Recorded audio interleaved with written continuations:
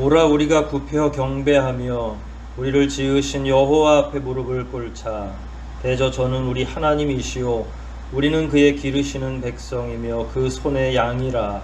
너희가 오늘날 그 음성 듣기를 원하노라. 아멘. 우리의 마음과 정성과 뜻을 다하여 우리 하나님께 예배드리겠습니다.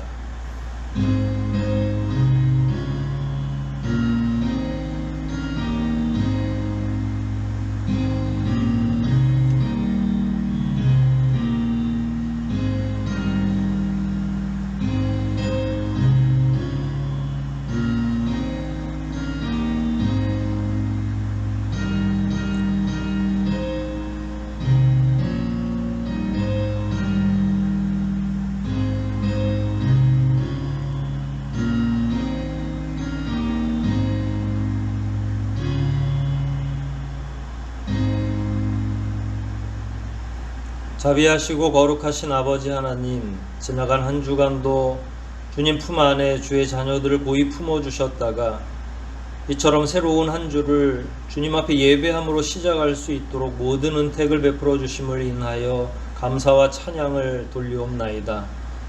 비록 우리가 함께 모여 예배하지는 못하지만 원근 각처에서 각자의 처소에서 예배할 때에 하나님의 놀라운 은혜와 은총으로 함께 해주시고 특별히 저희들 성령과 진리로 예배할 때에 성삼위 하나님께서만 이 예배를 흠양하여 주시옵소서. 이 예배의 시종을 오직 주님께 의탁하오며 우리를 구속하신 예수 그리스도 이름 받들어 감사하며 기도하옵나이다. 아멘. 우리 함께 찬송 부르시겠습니다. 함께 하실 찬송은 44장입니다. 44장 찬송하시겠습니다.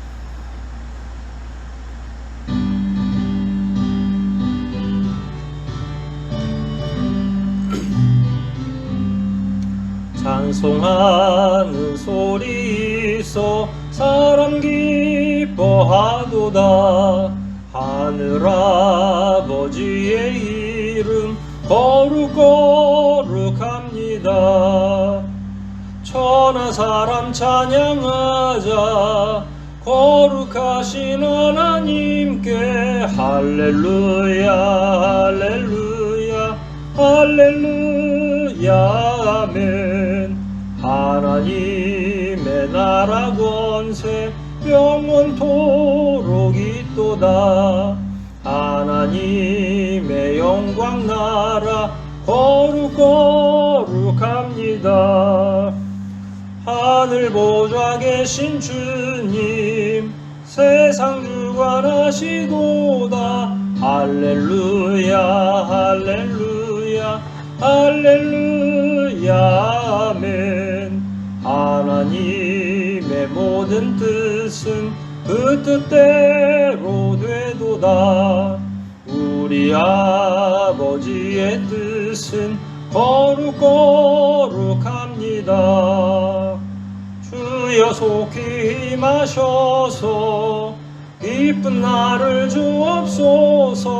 할렐루야 할렐루야 할렐루야 아멘 아멘. 이 시간 사도신경으로 우리의 신앙을 고백하겠습니다. 전능하사 천지를 만드신 하나님 아버지를 내가 믿사오며 그 외아들 우리 주 예수 그리스도를 믿사오니 이는 성령으로 잉태하사 동정녀 마리아에게 나시고 본디오 빌라도에게 고난을 받으사 십자가에 못 박혀 죽으시고 장사한 지 사흘 만에 죽은 자 가운데서 다시 살아나시며 하늘에 오르사 전능하신 하나님 우편에 앉아 계시다가 저리로서 산자와 죽은 자를 심판하러 오시리라. 성령을 믿사오며 거룩한 공회와 성도가 서로 교통하는 것과 죄를 사하여 주시는 것과 몸이 다시 사는 것과 영원히 사는 것을 믿사옵나이다. 아멘. 이 시간 우리 함께 성시교독 하겠습니다. 성시교독 함께 제공되고 있는 순서를 참고하시면 되겠습니다. 시편 133편 말씀입니다. 형제가 연합하여 동거함이 머리에 있는 보배로운 기름이 수염 곧 아론의 수염에 흘러서 그 옷깃까지 내림같고 그런 일이 있으리 시온의 산들에 내림같도다. 거기서 여호와께서 복을 명하셨나니 곧 영생이로다. 아멘. 이 시간 우리 함께 지나간 한 주를 생각하시면서 회개의 기도를, 새로운 한 주를 기대하는 마음으로 간구의 기도 드리시겠습니다. 기도 후에 김호경 집사님 기도 인도해 주시겠습니다.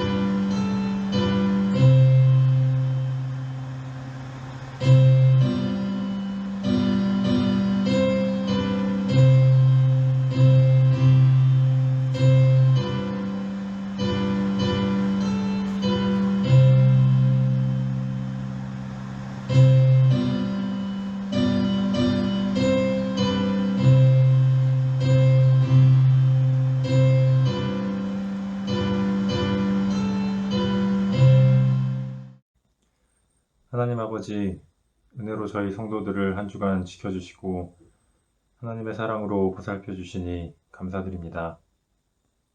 한순간도 하나님의 품을 떠나서 살 수 없는 저희들이지만 우리의 힘대로 이 세상을 살아가 보려 한 어리석은 마음을 이 시간 용서하여 주시고 다시 하나님께 의뢰하는 마음으로 이 땅을 살아갈 수 있게 하여 주시옵소서.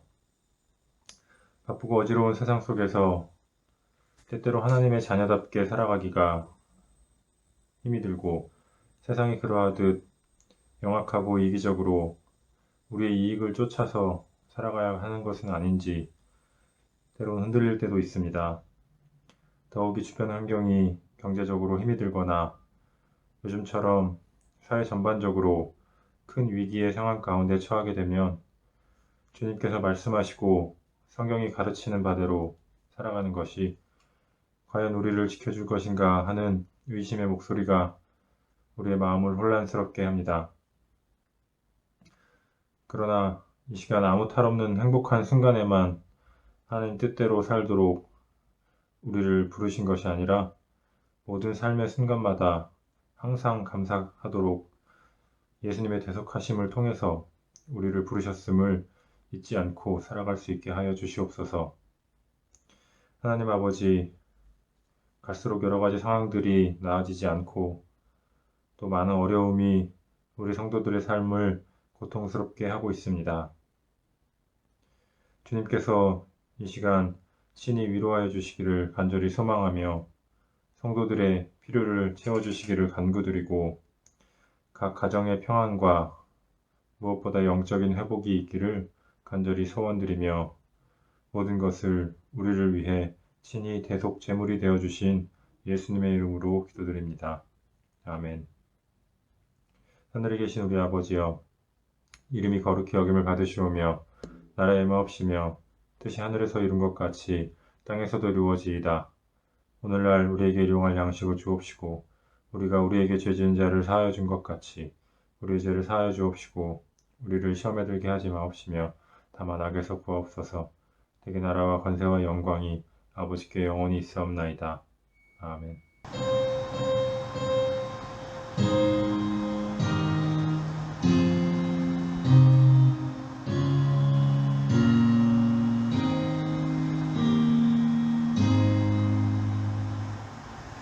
우리 함께 찬송 부르시겠습니다. 함께 하실 찬송은 185장입니다.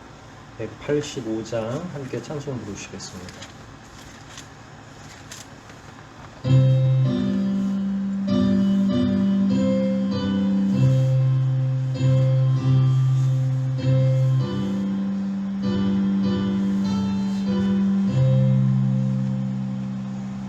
내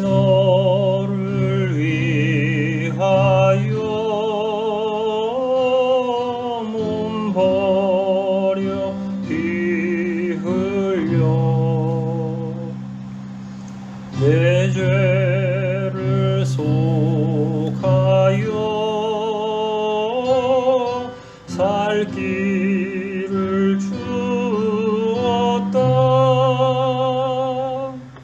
너 위에 몸을 주건만 날 무엇 주느냐. 너 위에 몸을 주건만 날 무엇 주느냐.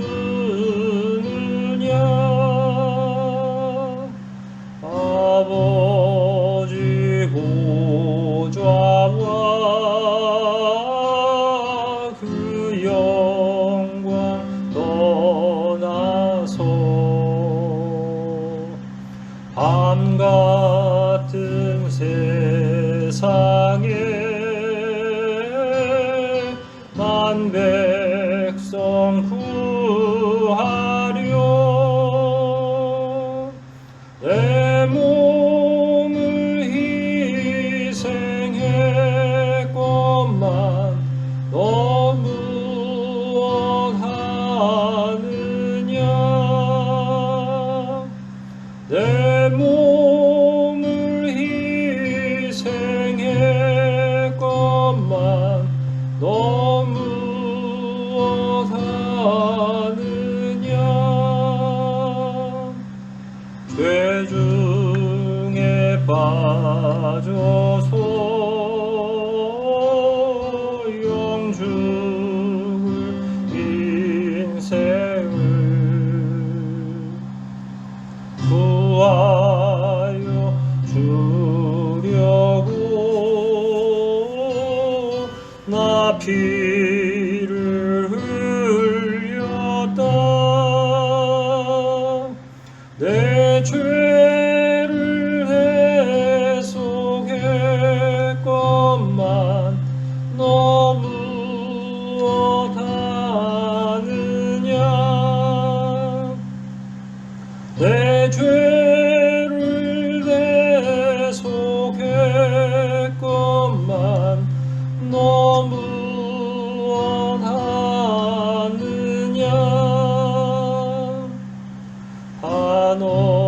한없는 용서와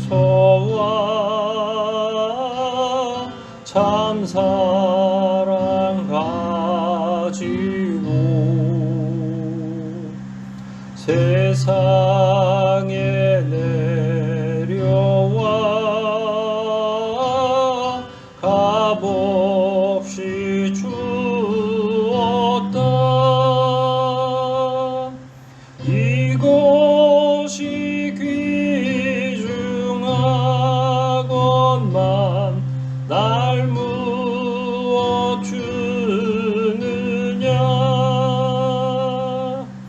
이것이 귀중하건만 날 무엇 주느냐.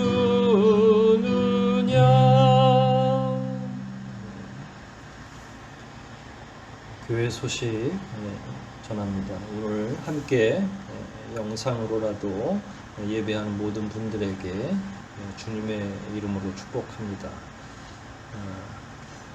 늘 저희들이 지금 영상으로 예배드리고 있는 상황에서의 광고라는 것은 결국은 코로나 사태가 하루속히 진정되기를 기도하는 것만 계속 지속으로 광고하고 있습니다. 오늘도 마찬가지입니다. 하루속히 이 어려움의 시간이 지나고 공동체 모두가 함께 할 수 있는, 함께 예배할 수 있는 시간이 빨리 오도록 하나님께 기도하고, 특별히 방역 가운데에서 우리 교우들이 어려움 겪지 않도록, 코로나 상황에서 건강 잃지 않도록 계속 서로 기도해 주시고 협력해 주시기를 바랍니다. 교회 청소하시는 분들이 있습니다. 늘 아낌없이 수고를 해주시고 교회 청소와 방역에 애써주시는데 남은 기간도 계속 협력해 주시고 최선을 다해서 방역을 해 주시면 감사하겠습니다. 공동체 기도 세 가지 내용입니다. 세 가지 내용 함께 기도하는 마음으로 읽겠습니다. 공동체 기도 1. 나의 믿음은 어떠한 상태인지 하나님 앞에서 나는 어떠한지 묵상하게 하소서. 2. 남전도회 회원들의 가정과 일터 가운데 하나님의 지혜와 은혜가 풍성하게 하소서. 3. 예수 그리스도를 향한 절실함과 순결함을 갖는 하늘소망교회 되게 하소서. 우리가 후원하는 선교사분들이 있습니다. 그분들 그리고 그분들이 사역하고 있는 그 나라와 그 민족 위해서 계속 기도해 주시고요. 우리가 운영하는 기관이 있습니다. 그 기관과 그 기관에 속한 직원들 위해서 기도해 주시고 지역아동센터, 동대문 지역아동센터와 우리 한동시 센터장님 위해서도 계속 기도해 주시기를 바랍니다. 우리 함께 이 시간 하나님 앞에 헌상 올리겠습니다. 가정에서 거두어진 헌상은 교회로 온라인으로 보내주셔도 되고 함께 대면 예배할 때 한 번에 가지고 오셔도 괜찮겠습니다. 이 시간 우리의 정성을 다해서 하나님 앞에 헌상 올리겠습니다. 우리 함께 한번 이 시간 기도하겠습니다. 자비하시고 거룩하신 아버지 하나님, 오늘도 주의 자녀들을 주님 앞에 다 불러 모아주시고 이처럼 마음을 모아 예배하고 특별히 우리의 전부를 드리는 심정으로 하나님 앞에 헌상케 하시니 감사와 찬양을 올리옵나이다. 저희들이 수고하여 받은 한 달의 급료 가운데 가장 먼저 아버지의 것을 떼어놓고 11조와 감사의 예물을 드리며 또한 여러 제목의 마음의 소원을 올리는 헌상들을 돌려놓게 하시니 감사하옵나이다. 본디 만물이 우리의 것이 없고 다 아버지의 것이며 우리가 소유하고 있는 그 모든 것들 역시 하나님이 이 땅을 살아가는 동안 우리에게 청지기로서 맡기신 것을 저희가 잘 알고 특별히 이 땅에서 존재하는 하나님의 나라의 한 모형인 교회를 통해 복음 사역을 하고 구원 사역을 하는데 일조하기 위하여 전심으로 헌상케 하시니 감사를 올리옵나이다. 우리 성도들이 주님 앞에 드린 이 헌상을 하나님 기뻐 받아주시고 드리는 것은 이 땅이지만 쌓이는 것은 하늘이라는 사실을 잘 기억하여 더욱더 충심으로 헌신하고 주님 앞에 나아갈 수 있도록 우리의 믿음 또한 우리의 손길을 인도하여 주시기를 원하옵나이다. 그 어느 때보다 삶의 현장이 지치고 힘들 텐데 그럼에도 불구하고 아버지의 나라와 몸된 교회를 위해 여러 모양으로 헌신한 우리 성도들의 희생과 그 마음을 기억하여 주시고 더욱더 큰 은혜와 복으로 함께 하시며 귀하신 능력으로 삶의 현장에서 늘 승리하게 도와주시기를 원하옵나이다.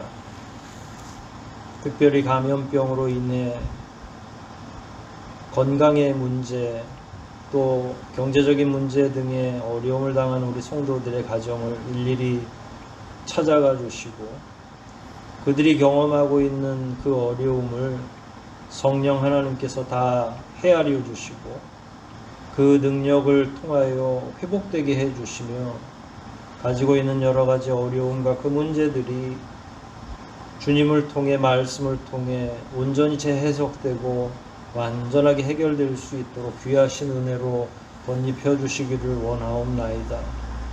우리는 아무 능력이 없고 오직 아버지께 의탁할 수밖에 없어 기도하오니 저희들의 삶의 현장을 하나님께서 친히 방문하여 주시고 어그러져 있고 잘못되어 있는 모든 것들을 바로잡아 주시며 그 어떤 것보다 영적인 일에 애쓰고 관심 가질 수 있도록 우리의 믿음도 아버지께서 간섭해 주시기를 원하옵나이다. 지난 2년 가까운 시간 동안 우리가 함께 모이는 공동체로는 모이지 못하고 간헐적으로 또한 이처럼 영상으로밖에는 모이지 못하고 있사오는데 우리 성도들 가정마다 하나님께서 놀랍게 역사하여 주시고 그들이 가지고 있는 여러 가지 어려움들이 말씀을 통해 회복되게 도와주시고 그 어느 때보다 참된 믿음, 굳센 믿음이 필요한 이 시기에 주의 자녀들에게 귀한 믿음을 허락해 주셔서 당하고 있는 여러 가지 어려운 문제들, 직면한 여러 가지 고통스러운 문제들이 주님 안에서 온전하게 해결될 수 있도록 귀하신 은혜로 또한 성령으로 함께하여 주시옵소서. 아버지께서 저희들의 삶을 간섭해 주시지 않는다면 우리 힘으로는 한 걸음도 진보할 수 없는 줄 아오니 저희들의 삶에 깊이 들어와 주시고 잘못된 것, 그릇된 것, 어그러져 있는 것 다 회복시켜 주시고 오직 하나님만 바라는 우리 개인, 우리 가정이 다 될 수 있도록 귀하신 은총으로 덧입혀 주시옵소서. 이 시간도 저희들 말씀을 통해서 아버지 귀하신 뜻을 살펴보고자 합니다. 말씀 가운데 숨겨져 있는 아버지의 진짜 뜻이 무엇이고 과연 이 시대를 살아가는 주의 자녀들, 그리스도의 제자들은 어떤 모습으로 살아가야 되는지 일깨워 주시고 특별히 간구하는 가운데 말씀을 읽고 공부할 때에 지혜의 영이신 성령께서 우리를 인쳐주시고 우리 개인의 깨달음은 물론이고 우리의 가정과 우리 공동체 교회를 또한 다시 세워주시고 든든하게 설 수 있도록 인도하여 주시옵소서. 비록 저희들이 형편에 따라 멀리 떨어져서 영상으로밖에는 예배할 수 없지만 그럼에도 불구하고 성령께서 함께 하시면 분명 성령의 교통하심을 통하여 하나됨을 깨달을 수 있는 줄 믿사오니 몸은 멀리 있지만 우리의 영이 더욱 가까이 있게 도와주시고 한 공동체로 부족함 없게 도와주시고 오직 말씀을 통해 새로워지는 각 가정이 되고 교회 공동체가 되게 도와주시옵소서. 이 시간도 성령께서 강하게 역사하여 주시기를 간절히 소원하오며 우리를 구속하신 예수 그리스도 이름 받들어 기도하옵나이다. 아멘.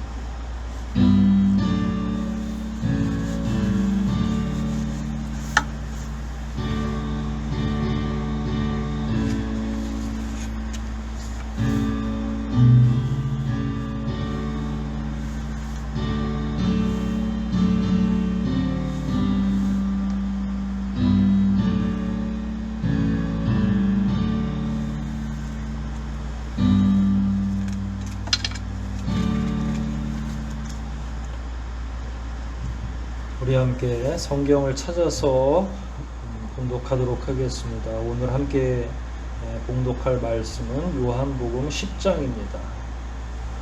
신약성경 요한복음 10장 7절 말씀입니다. 한 구절만 오늘 합독하도록 하겠습니다. 요한복음 10장 7절 말씀 한 구절입니다. 찾으신 것 같은데 우리 함께 합독하도록 하겠습니다. 7절 읽기를 시작하겠습니다. 그러므로 예수께서 다시 이르시되 내가 진실로 진실로 너희에게 말하노니 나는 양의 문이라. 아멘.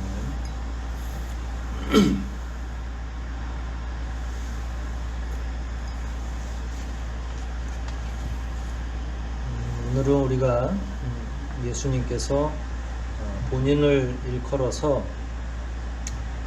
양의 문이라고 하신 이 말씀을 좀 공부해 보려고 합니다.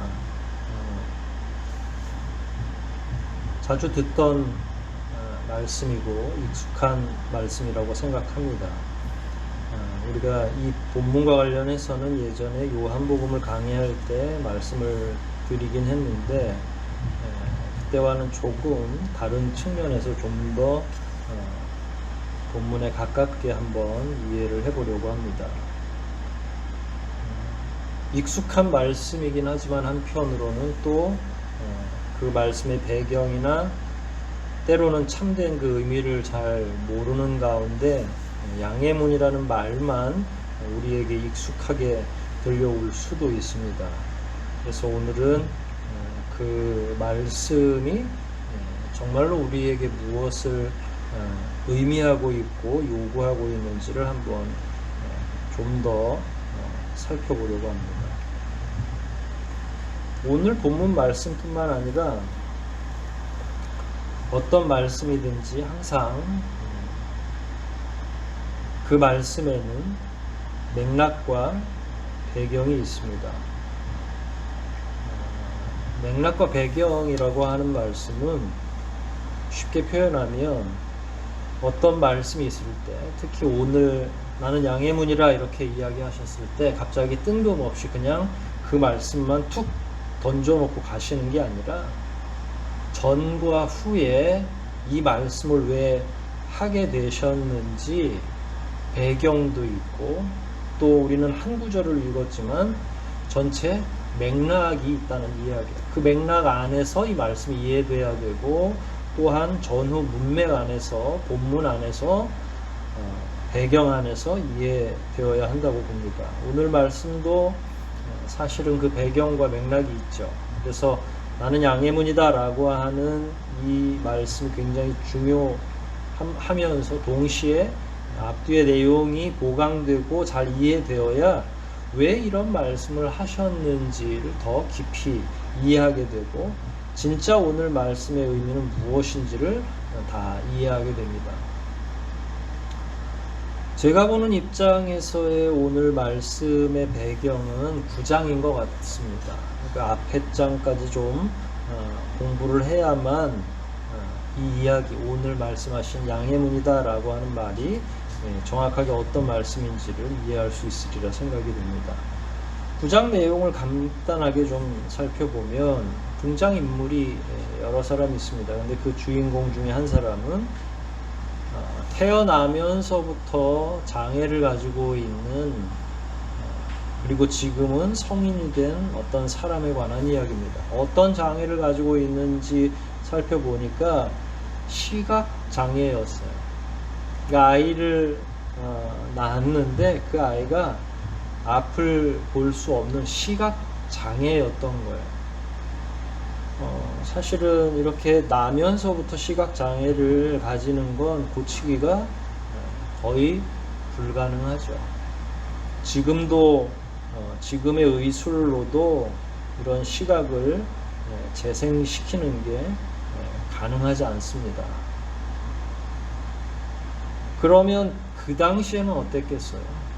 지금으로부터 2000년이 넘는 시간 전에 이렇게 의술도 없고 또 원인도 잘 모르는 상황에서 나면서부터 시각장애를 가진 아기가 태어난다면 어떻게 할 수가 없는 거죠. 직업에 종사할 수도 없고 오롯하게 그냥 부모에게 매여 있을 수밖에 없는 거죠. 본문 전체를 살펴보면 이 아기는 어느덧 장성해서 어른이 됐어요. 왜냐하면 예수님께서 이 사람을 고쳐준 다음에 부모들이 질문을 하는 바리새인들을 향해서 나에게 묻지 말고 저 아이에게 직접 물어라. 저 아이도 이미 다 장성했다라고 표현하는 그 표현이 본문 가운데 있습니다. 여하튼 이 사람은 주님을 만났고 주님께서 이 사람을 고쳐주셨죠. 고쳐주는 과정이 그 배경 안에 쭉 9장 안에 포함되어 있습니다. 제가 몇 마디만 하면 아마 여러분들도 다 기억이 나실 겁니다. 침을 같은 데다 이렇게 뱉어가지고 흙 가운데다 뱉어서 진흙을 만들어가지고 그 흙을 눈에다가 발랐죠. 그리고 나서 그 눈을 연못에 씻으라고 합니다. 그리고 나서 결국은 연못에 씻고 나서 그 시각 장애를 가지고 있는 사람은 결국은 눈이 뜨이게 되는 거죠. 사실 이런 고침의 과정도 중요하고 또 침을 뱉어서 진흙을 만들어 가지고 눈에 바른 것도 아마 기억에 나실 텐데 연못 이름을 들으시면 아마 가장 확실한 기억이 나실 겁니다.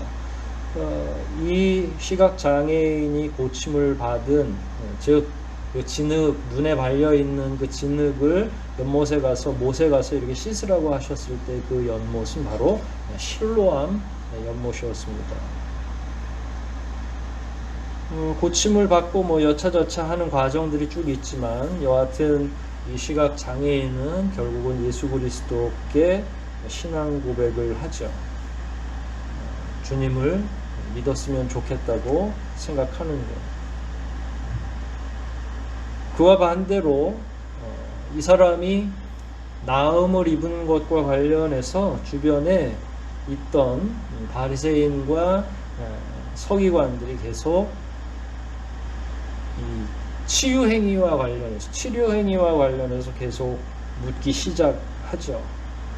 이거 너 거짓말로 나은 거 아니냐? 너가 정말로 못 보던 게 맞냐?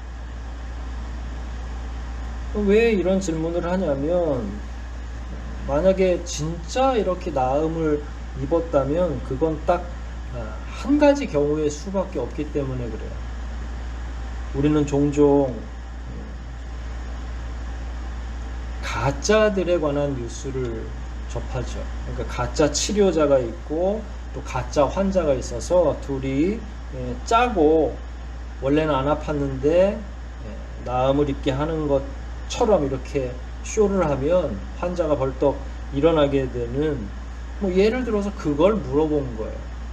근데 만약에 진짜 태어나면서부터 시각장애인이었고 진짜 회복됐다면 이건 경우의 수가 여러 개가 아니라 한 가지밖에 없다는 거예요. 그 경우의 수 한 가지는 낫게 한 사람이 메시아든 혹은 하나님의 진짜 선지자가 온 거죠. 물론 예수님은 이제 메시아이시면서 선지자의 직분도 가지고 계시니까 두 개를 다 소화하시는 분이죠. 뭐 여하튼 바리새인이나 서기관들은 그런 등식이 성립되지 않기를 원하는 거예요. 그래서 끊임없이 계속 이 나음을 입은 사람을 추궁하기에 이른 거죠. 이런 과정 가운데 사실 이 고침 받은 자는 적어도 예수 그리스도가 이제 사실 9장 마지막 부분에 가면 하나님의 아들이심을 그 마음속에 받아들이고 구원을 확신하게 되지만 9장 17절쯤만 해도 예수 그리스도를 적어도 하나님의 선지자라고는 생각을 합니다. 그런데 17절 이후에 9장 22절을 보면 그 부모들이 속으로 생각한 게 있는데 바리새인과 서기관들이 부모를 추궁해서 그 고침받은 것과 관련해서 계속 묻는데 이 부모는 속으로 무슨 생각을 했냐면 예수가 혹시 그리스도는 아닐까라고 하는, 하지만 그리스도라고 하는 그 말을 입에 떠올리면 굉장히 곤란을 당할까봐 심중에는, 왜냐면 이 부모도 자기 자녀가 낳을 때부터 시각장애인인 것을 너무나 잘 알고 있고 이렇게 고쳐줄 수 있는 분은 딱 하나밖에 없다고 말씀드렸죠. 결국 그분이 바로 그리스도가 아닌가라고 하는 마음을 품고 있지만 감히 입 밖에는 내지 못해요. 왜냐하면 9장 22절에 나와 있는 것처럼 만일 예수가 그리스도라고 하면 출교하기로, 유대 사회에서 출교하고 심지어 잘못하면 목숨을 잃을지도 모른다는 그 두려움 때문에 특히 바리새인이나 서기관 앞에서는 그런 말을 할 수가 없는 거죠. 그리고 나서 한참 지나서 9장 35절로 38절까지 보면 결국은 이 사람은 즉 나음을 입은 시각장애인은 예수 그리스도를 영접하게 되고 구원을 얻게 되죠. 그리고 나서 사실 10장으로 들어온 거예요. 10장 1절 이런 배경 하에 10장 1절부터 내용을 들어가면 왜 이런 말씀을 하셨는지가 이제 드러나게 되죠. 10장 1절을 보면 양의 우리에 들어가는 문이 있는데 그게 이제 예수 그리스도를 나중에 7절에서 오늘 본문에서 읽은 것처럼 7절에서 예수 그리스도 스스로를 이야기하고 계시죠. 여하튼 1절에서는 양의 우리의 문으로 들어가지 않고 다른 데로 넘어가는 자는 다 절도며 강도다라고 하는 거예요. 그러니까 그 문 외에는 원래 나 있는 하나의 문 외에는 다른 방법이 없다. 만약에 다른 방법으로 넘어갔다고 하면 그건 정상적인 게 아니니까 절도나 강도다라고 하는 거예요.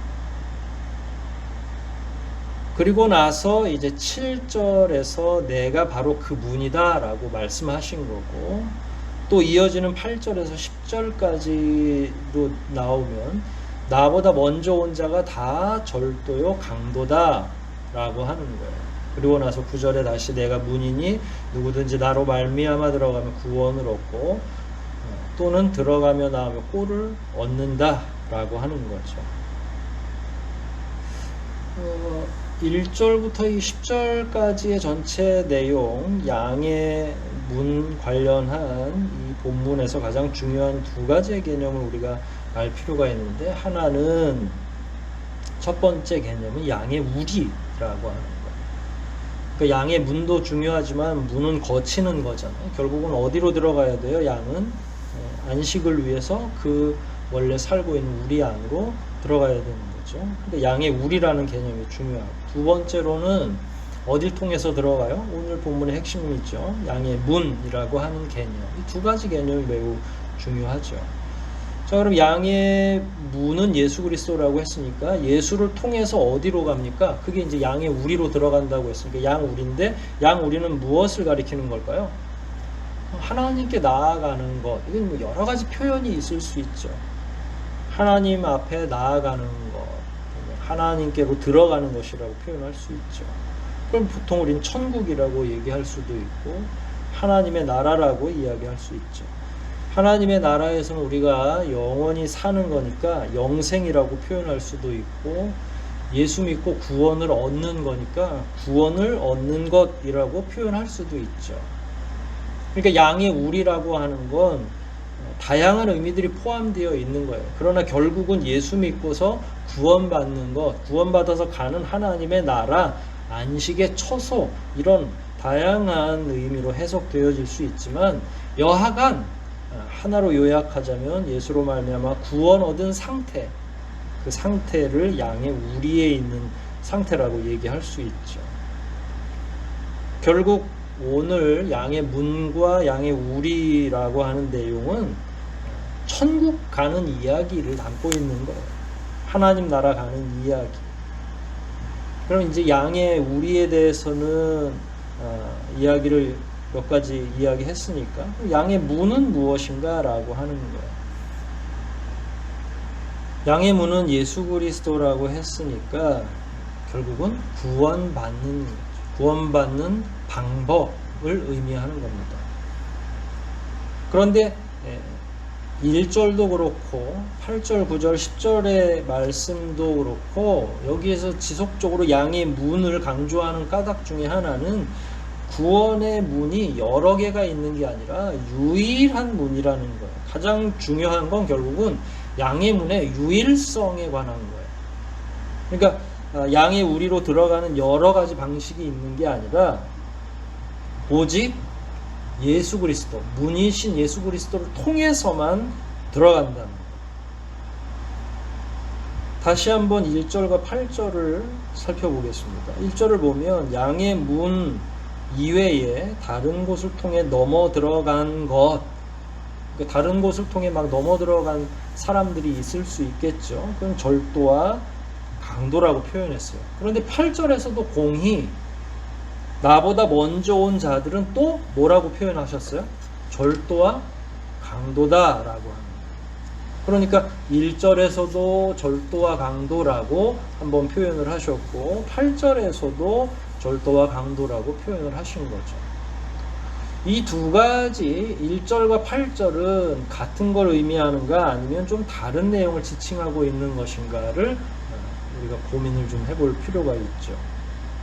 사실은 다른 것을 본문의 그 해석만 놓고 보면 그 문맥으로 해석된 해석만 놓고 보면 두 가지 내용은 다른 것을 지칭한다고 봐도 상관이 없습니다. 결국은 한 통속이 되겠지만 1절은 뭘 의미하냐면 예수 그리스도가 아닌 다른 방식이 있다고. 그러니까 강도와 절도는 다 인칭이에요. 사람을 의미하는 거거든요. 그러니까 1절은 예수 그리스도가 아닌 다른 방식이 있다고 여기는 사람들을 의미하는 거죠. 그래서 이런 방법 저런 방법을 동원해서 그 안으로 들어가려고 하는 자들 혹은 들어간 자들 다 포함해서 사실은 그런다고 해서 하나님의 나라가 허락되지는 않죠. 본인들은 들어갔다고 생각하지만 절대로 들어갈 수가 없을 겁니다. 왜냐하면 7절에서 나는 양의 문이다. 나로만 가능하다고 유일성을 이야기하셨으니까. 그럼 8절은 어떤 상태를 의미하냐? 1절은 예수가 아닌 다른 방식이 있다고 생각하는 여러 사람들이 다 여기에 포함되는 거고요. 8절의 절도와 강도는 예수 대신에 본인들이 양의 문인 척하는 것을 의미해요. 본문 자체만 놓고 보면. 그래서 나보다 먼저 온 자는 다 절도요. 그러니까 예수님보다 먼저 와가지고 본인들이 마치 우리로 들어가는 구원 얻을 수 있는 방식인 것처럼 행세하는 모든 자들은 다 거짓 선지자들이 그걸 일컬어서 절도요 강도라고 하는 거죠. 쉽게 얘기하면 8절은 모세의 율법이 가장 중요하다. 또 유대교가 구원의 문이다. 율법을 지켜야만 구원을 얻는다. 라고 하는 전파자들이 8절인 거예요. 1절은 그런 전파를 귀담아 듣고 그런가 보다 하고 무지하게 그들의 혹세 무민하는 말씀을 따르려고 하는 자들. 그러니까 거짓 전파자들도 8절에서는 강도와 절도라고 이야기한 거고 그들을 따르는 자들을 1절에서도 표현하듯이 절도와 강도라고 표현한 겁니다. 율법이 제일 중심이 되고 유대교가 구원의 유일한 문이라고 가르친 자들은 사실은 바리새인이나 서기관 또 사두개인들도 있고요. 사두개인들이 나중에 종교 지도자가 돼서 제사장 역할을 하기도 하니까 뭐 여하튼 이런 사람들이 전부 다 유대교를 중심으로 모여있는 사람들입니다. 이들이 8절에 나오는 자들.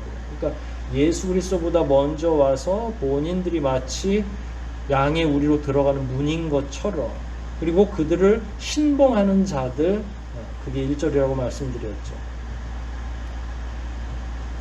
이 사람들 모두에게 절도와 강도라고 표현을 하고 있고 그렇다면 절도와 강도가 하는 일은 뭐예요? 잘못된 걸 알리는 사람들이나 혹은 그게 맞다고 생각하면서 추종하는 자들이 모두 절도와 강도인데 이 둘의 공통적인 목적은 10절에 나와 있죠. 10절 보면 도적이 오는 것은 도적질하는 것 첫 번째로 두 번째로 이게 영혼을 도적질하는 겁니다.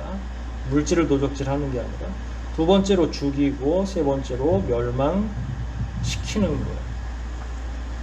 이걸 예수님 당시로 놓고 보면 유대교를 추종하는 당시의 모든 종교 지도자들 그리고 그들의 선포를 귀담아 듣고 그렇거니 하고 따르는 모든 자들, 이런 자들이 결국은 하는 일이 뭐냐면 도적질하고 죽이고 멸망시키는 것, 하나님의 나라를 말살하려고 하는, 파멸하려고 하는 자다라는 겁니다.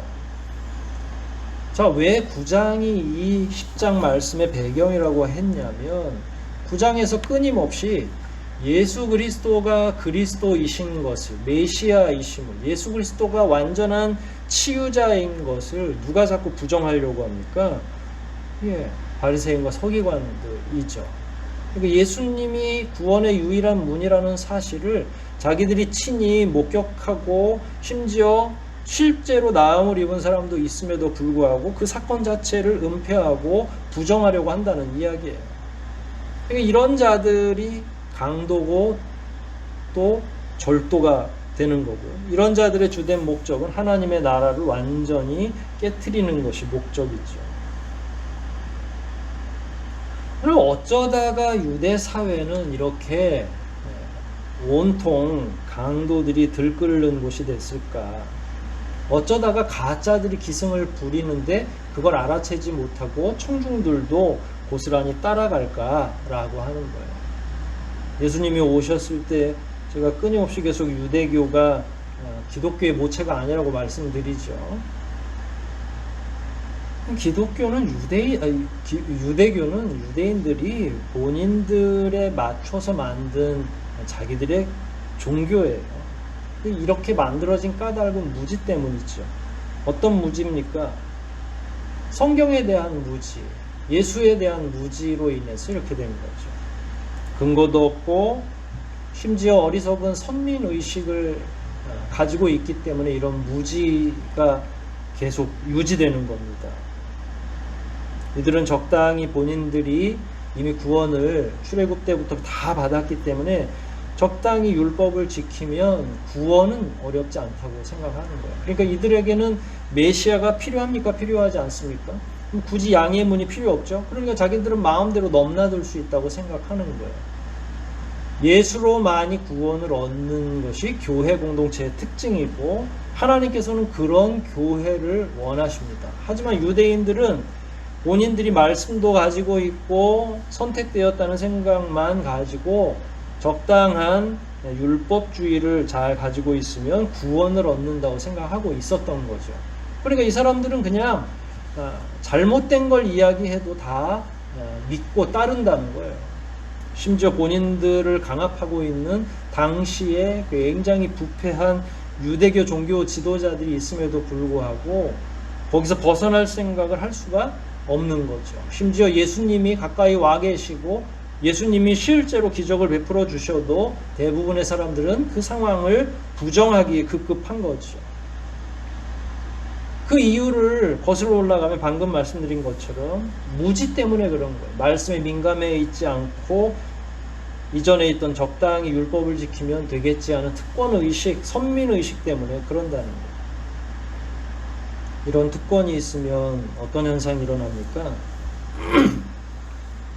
메시아에 대한 간절함이 하나도 없죠. 왜냐하면 본인들은 이미 모세를 통해서 구원받은 민족이고 적당히 모세가 말하고 있는 그 율법적인 기준들만 조금 지키면 구원을 얻을 수 있다. 하나님의 나라의 백성이라고 스스로가 생각하는 거죠.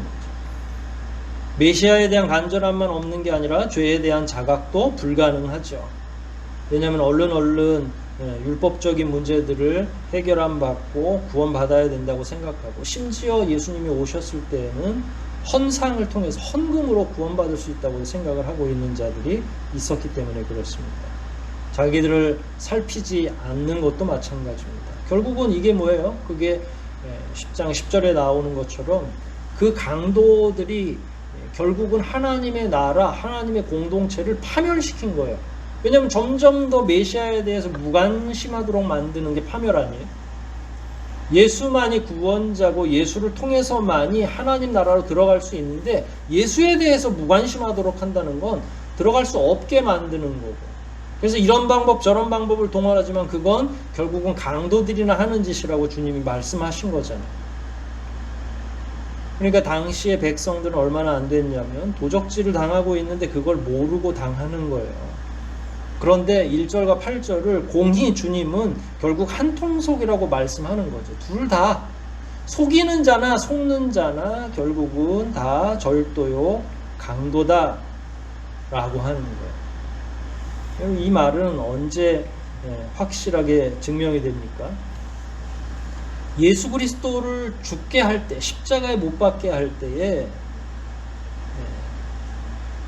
8절에 나와 있는 자들이 주도하죠. 예수님 대신에 거짓 선지자, 가짜 종교 지도자 행세를 하는 자들이 밑밥을 잘 뿌리고 준비를 다 합니다. 그런데 최종적으로 누가 도와주냐면 1절에 나오는 자들이 도와주는 거죠. 군중, 아무것도 모르고 자기들의 종교 지도자들이 매수하는 대로, 그래서 군중들이 마지막에 예수를 죽이고 바라바를 놔달라고 연호를 하게 되는 거죠.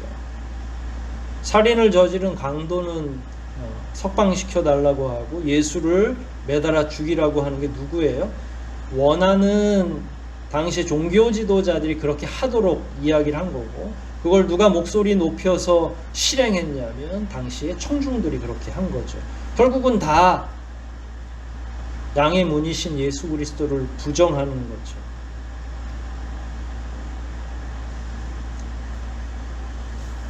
예전에 말씀드렸던 조작된 평안이라는 개념이 있습니다.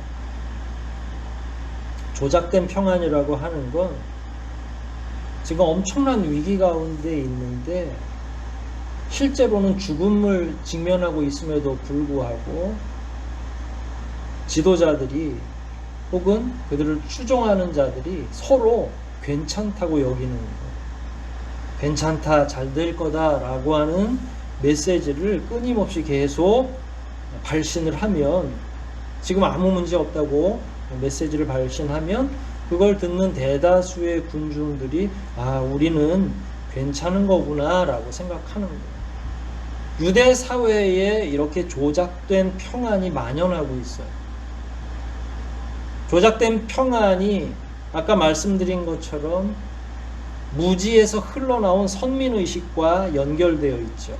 그래서 메시아에 대한 간절함도 없고 죄에 대한 자각도 불가능하다고 한 거예요. 심지어 예수 그리스도가 당시에 옆에 와 계심에도 불구하고 거기에 대한 감각을 할 수 있는 영적인 능력이 하나도 없는 거죠. 그러니까 종교 지도자들도 강도고 그들을 따르고 있는 아무것도 모르는 무지한 백성들도 강도예요. 그래서 예수님은 마태복음 21장 11절에서 11절, 13절 사이에 있는 말씀입니다. 유대 사회 전체를 일컬어서 강도의 굴혈이다, 강도의 소굴이다라는, 사실은 성전이 그 정도로 타락한 거거든요. 너나 없이 모두 다 강도가 된 거죠. 종교 지도자들이 그 모든 상황을 묵인하고, 그런 상황에 무지한 백성들은 이게 괜찮은 건가 보다 하고 추종하고 따르는 거예요. 그게 강도의 굴혈이고 조작된 평안이고 그릇된 선민의식이 종합적으로 연결되어 있는 거죠. 과거의 유대 사회는 오늘날로 보면 교회 공동체라고 할 수 있어요. 왜냐하면 유대 사회는 다 하나님을 믿는 백성이라고 생각하고 지금 존재하고 있는 거잖아요. 그러니까 믿지 않는 백성, 이방인들을 향해서 이 말씀을 하신 건 아니거든요. 오늘날에도 이 말씀의 대상은 세상이 아니라 사실 교회에 주시는 말씀이라고 이해하시면 되죠. 그럼 우리는 지금 현재 어떤 상황에 놓여 있습니까? 8절은 전파자들이라고 얘기했으니까 오늘날로 보면 목회자들을 의미할 수 있겠죠. 설교의 핵심이 예수 그리스도인가? 아니면 부귀영화를 누리고 이 땅에서 잘 먹고 잘 사는 게 설교의 중심인가? 사람들의 마음을 1시간 동안 위로하는 게 설교자의 목적인가? 아니면 우리가 위로할 수는 없지만 오히려 말씀을 가까이 하도록 하고 그 말씀 가운데 예수 그리스도를 해답으로 찾도록 인도해 주는 것인가? 이게 사실 교회 공동체에 있어 가장 중요한 거죠. 주님은 분명하게 주님 이외의 다른 것을 선포하면 절도와 강도라고 얘기했습니다. 가짜 복음을 이야기하면 강도라고 했죠. 동시에 1절처럼 그 가짜 복음을 분별하지 못하고 아무것도 냉정하게 판단하지 못하면서 어떤 말을 하든지 아멘 아멘 하며 화답하는 것, 형식적인 아멘만 하고 입에 배인 말로 아멘만 하는 것, 그것도 결국은 주님은 강도에 협력하는 것, 상당히 끔찍한 현실이 될 수도 있죠. 목회자도 강도가 될 수 있고 그 상황에 대해서 정확히 인식하지 못하고 그게 전부인 것처럼 생각하면서 아멘으로 화답하는 성도들도 강도의 한편이 될 수 있는 거죠. 어리석은 가르침이나 분별하지 못하고 그걸 따르는 것이나 모두 교회 공동체를 파괴하는 공동의 범죄가 성립된다는 이야기입니다. 예수 외에는 구원이 불가하고 예수 외에는 다른 것을 선포하는 것이 결국은 강도들의 특성인데, 오늘날 교회들은 과연 강도의 소굴인지 아니면 진정한 양해문의 역할을 하고 있는 건지를 깊이 묵상해야 될 때가 아닌가 겁니다. 사실 대부분의 교회들은 7절을 교리적으로는 다 인정합니다. 예수만이 우리의 유일한 구원자고 구원으로 들어가는 문이라고 하는 것을 누가 오늘날 교회에서 부정하겠어요? 특별한 이단들이 아니고서는 예수 그리스도의 구원의 유일성을 다 인정합니다. 하지만 오늘날 우리가 주의해야 될 건 이걸 신학적으로만 인정하는 게 중요한 것이 아니라 강단을 통해서 예수 그리스도의 유일성이 선포되고 있는지, 우리 삶의 현장에서 예수 그리스도에 대한 묵상과 그 유일성이 지속적으로 유지되고 있는지가 더 중요한 상황이 된 겁니다. 만일 그것을 전파해야 할 의무가 있는 목회자가 예수를 제외하고 세상을 잘 살아가는 법을 설교한다면 그건 거짓 선지자나 하는 거죠. 또한 그걸 들으면서도 모르고 넘어가면 그 또한 협조하는 거죠. 성경 본문처럼 되지 않고 예수만이 우리의 구원자요, 예수 그리스도가 우리 곁에 계시다는 걸 영적으로 민감하게 알아채기 위해서 전파자나 혹은 그걸 듣는 자들이 둘 다 민감해야만 한다는 이야기입니다. 둘 가운데 어느 한쪽이라도 민감하지 않고 둔감하게 된다면 교회 공동체는 한순간에 강도의 불혈이 되기 십상이죠. 예수 그리스도에 대한 그 민감성, 그건 설교자나 혹은 교인 모두가 가져야 할 가장 중요한 영적인 태도라고 생각합니다. 교회와 복음을 망치는 건 바로 이런 긴장감이 없이 늘 늘어져 살기 때문에 그렇습니다. 오늘날 교회가 손가락질을 받고 지탄을 받는 가장 근본적인 이유는 교회가 예수의 중심성을 손상하고 있고 손실되었기 때문에 그렇습니다. 교회 강단을 통해서도 여전히 세상적인 복을 받는 것이 무엇인지를 추구하고 그것에 대해서 지속적으로 요청하는 설교자와 평신도들이 있기 때문에 그렇습니다. 방금 전에 말씀드린 유대사회의 조작된 평안이 교회 안에도 팽배하기 때문에 그렇습니다. 이 정도면 괜찮다고 하는 거죠. 큰 문제가 없이 잘 돌아가고 있다고 생각하는 거죠. 이렇게 되면 결국은 우리 스스로도 주님의 야단을 맞은 절도요 강도가 되는 길에 들어설 수밖에 없다는 이야기입니다. 주님은 오늘 우리에게 아주 단순한 진리를 말씀합니다. 내가 유일한 양의 우리로 들어가는 문이다. 나를 통해서만 구원이 가능하다. 어떻게 보면 유치부 때부터 가르치는 진리라고 저는 생각을 합니다. 하지만 이런 부분들이 오늘날 자주 간과되고 그 간과되는 것에 대해서 알아채지 못하고 다른 것들을 허용하는 것이 더 큰 문제가 아닐까. 여러분, 우리의 주된 관심은 무엇입니까, 오늘날? 여러분 머릿속에 가장 생각나는 뉴스거리는 무엇입니까? 여러분들이 끊임없이 계속 삶 속에서 환류하고 있는 세상의 소식은 무엇입니까? 오직 예수 그리스도 한 분이십니까? 나뿐만 아니라 우리 가정은 영적으로 민감합니까? 계속 되짚어보고 질문해야 될 거죠. 성경에 대한 진정한 관심이 있습니까? 우리가 세상적인 질병으로 만나지는 못하지만 여러분들은 여러분의 가정에서 예배를 드리고 어린 자녀들을 성경으로 양육하고 있습니까? 괜찮은 게 아닙니다. 조작된 평안에 속지 마십시오.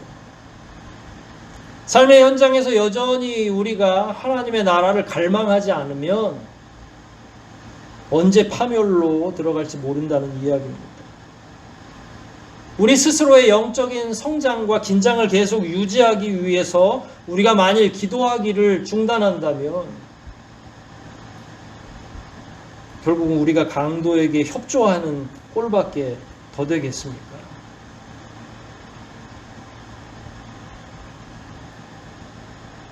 문장으로는 쉬운 문장이죠.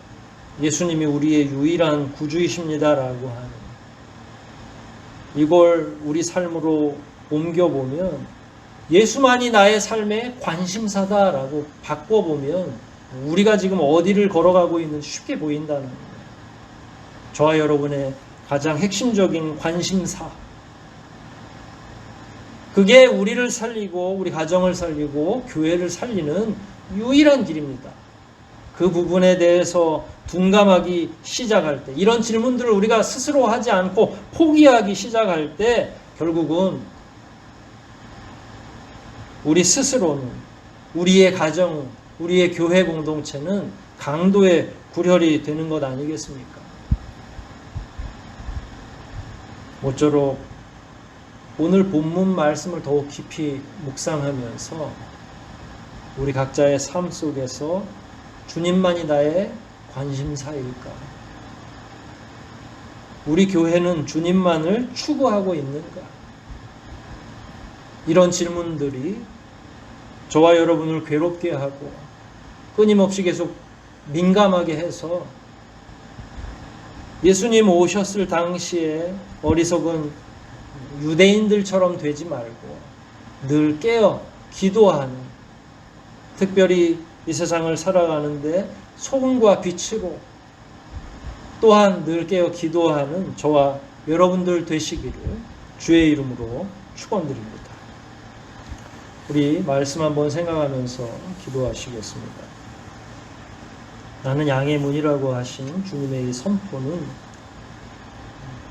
예수님만이 구원으로 들어가는 유일한 문이라는 내용입니다.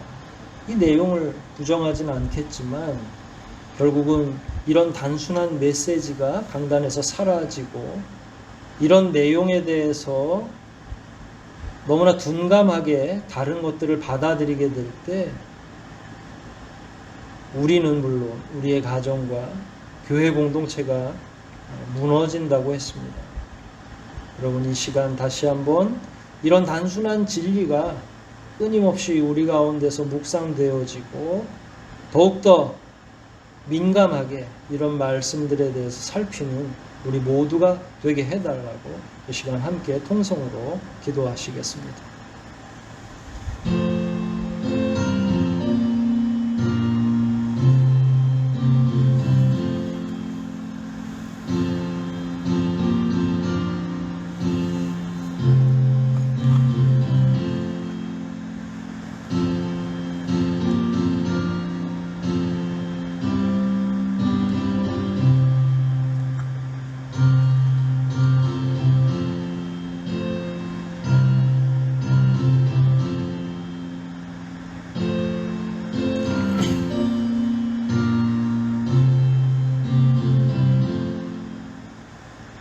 자비하신 아버지 하나님, 오늘도 말씀을 통해 그리스도인이, 또한 그리스도인의 가정이, 또한 그 가정들이 모여서 더 크게 이루는 교회 공동체가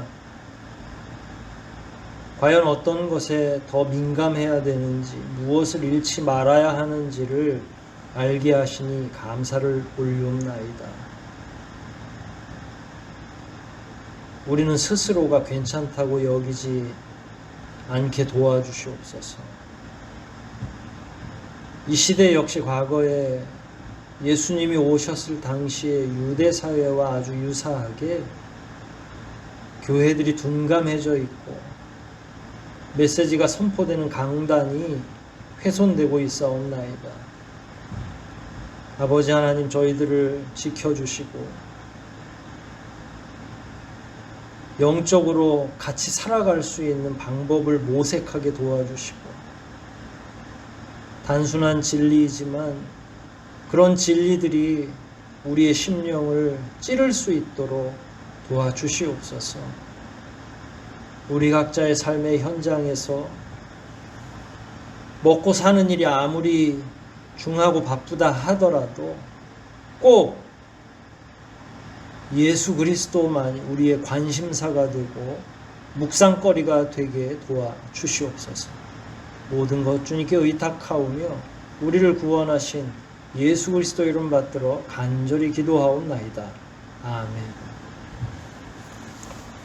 우리 함께 찬송하시겠습니다. 212장 찬송하시겠습니다.